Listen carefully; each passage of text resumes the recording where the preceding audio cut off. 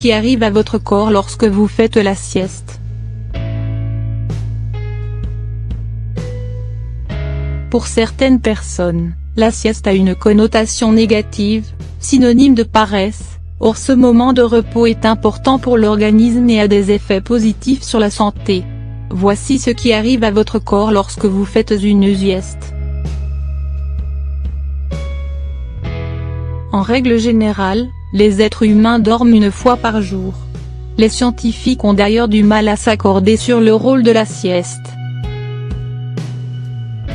Est-elle nécessaire pour un fonctionnement optimal de l'organisme? Le mode de vie moderne laisse à penser que oui, car il impose plus d'heures de travail et moins de temps de repos.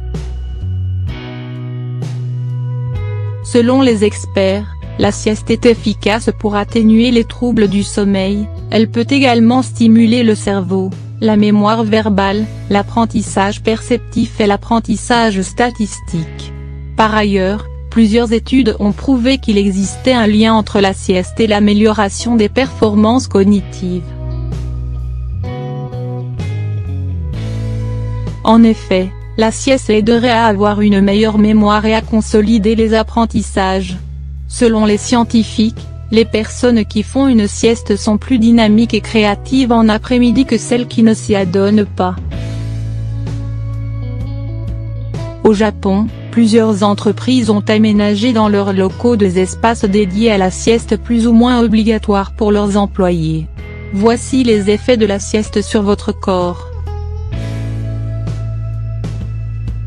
Améliore l'humeur, prévient la somnolence, évite la fatigue, évite le stress, améliore la circulation sanguine, évite de prendre du poids, améliore les fonctions cognitives, favorise la relaxation. En Grèce, les scientifiques ont découvert que les adultes faisant une sieste au moins 3 fois par semaine avaient 37 moins de risque de mourir d'une maladie cardiaque contrairement à ceux qui ne s'y adonnaient pas. Cette découverte a attiré l'attention de plusieurs scientifiques, notamment ceux de la NASA. Ces derniers ont publié une étude en 1995 qui s'est concentrée sur les bienfaits de la sieste sur 747 pilotes. Chacun d'entre eux a été autorisé à dormir durant la journée. Les pilotes ne dépassaient pas une demi-heure de repos.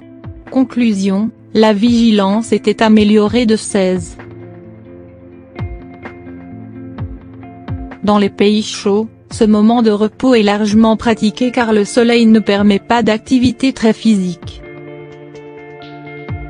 En Espagne par exemple, les employés reprennent le travail dans l'après-midi vers 15h ou 16h pour avoir le temps de prendre le déjeuner et de se reposer après. Les scientifiques ont également conclu que dans les pays où les gens pratiquent la sieste, le taux de crise cardiaque est faible par rapport aux pays où la sieste n'est pas une habitude. En outre, la sieste est fortement conseillée par de nombreux spécialistes du sommeil car elle permettrait de réduire significativement les accidents de la circulation et d'améliorer la mémorisation. Quelle est la durée idéale d'une sieste? Lorsque vous faites une sieste, les effets sur le corps sont variés. Sur le cerveau, les bienfaits de la sieste dépendent de sa durée. Une sieste de 20 minutes améliore la mémorisation, plus précisément la vigilance et les compétences d'apprentissage. Une sieste de 20 à 30 minutes stimule la mémoire et la créativité. Une sieste de 30 à 60 minutes améliore les facultés décisionnelles et la mémoire. Une sieste de 60 à 90 minutes c'est la sieste ultime car la personne atteint un cycle complet de sommeil. Elle améliore la mémoire cognitive et aide à former des souvenirs. Lorsque la sieste n'est pas une bonne idée. La sieste n'est pas bénéfique pour tout le monde, il y a toujours des exceptions.